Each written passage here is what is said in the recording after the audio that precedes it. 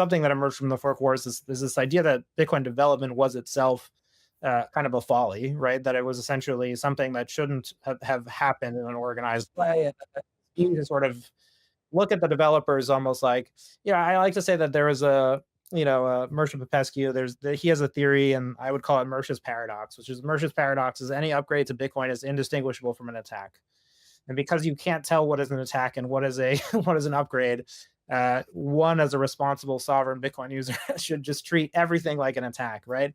And you can say that that is a somewhat useless or problematic view, but I think it's pretty it's pretty amazing the extent to which it has resonated. It's I think it's very obviously now like sort of the dominant view of a lot of people within the culture.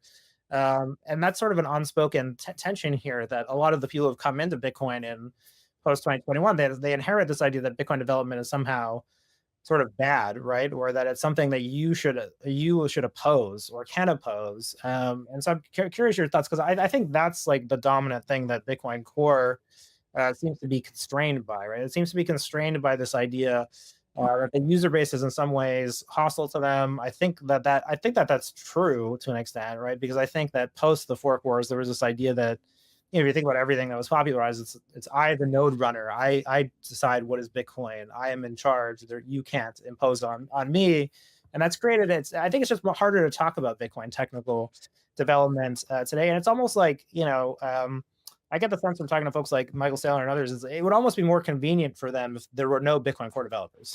Oh, Right? absolutely. Yeah, absolutely. A while ago, I think I traded barbs on Twitter with Steve Barber, who is a miner, I think, or in the mining industry. And at the time, he was kind of saying, hey, there shouldn't be any funding for core devs, and that he was Yeah. generally hostile to that class. And at the time, I bristled at it, of course. But now I have a little bit empathy, a little bit more empathy for it, in the sense that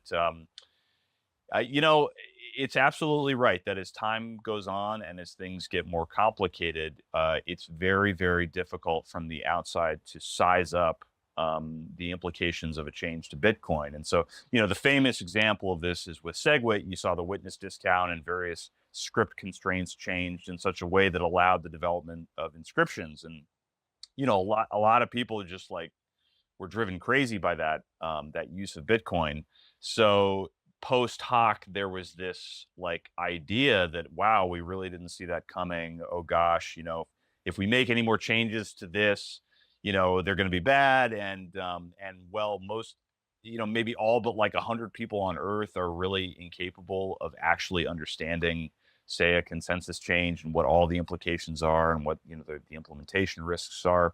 We have to admit our sort of own vulnerability within the system. I think that's like what's uncomfortable about the Bitcoin technical development process. It really gets to the point that at the heart of it, within Bitcoin, you do have to rely on larger groups. As much as we want to pretend that Bitcoin, is this thing that our trust model is solely based on our own relationship to it. I'm not sure how true that actually is. Absolutely. It's the whole idea of like verify everything is kind of nonsense because many people just don't have the ability or time. I mean, I barely do, when there were things in Taproot that I didn't understand, at the time. And I think that was true of almost everybody. But the difference then is that the ecosystem felt very comfortable delegating to the people who were kind of running it.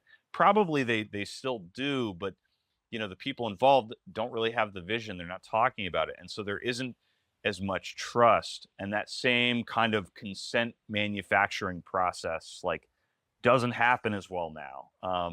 And the word that you used, paradox, is absolutely the right one. This is kind of what I was trying to get at with the consensus conundrum back when I wrote that Twitter thread a few months ago, which is that it's very difficult for me to see the way out of this because Bitcoin really is this experiment in human organization, especially, circa 2022, 2023, now that we really have less of a kind of a visionary leadership structure in the project. And I don't know how we get out of this kind of like sand trap.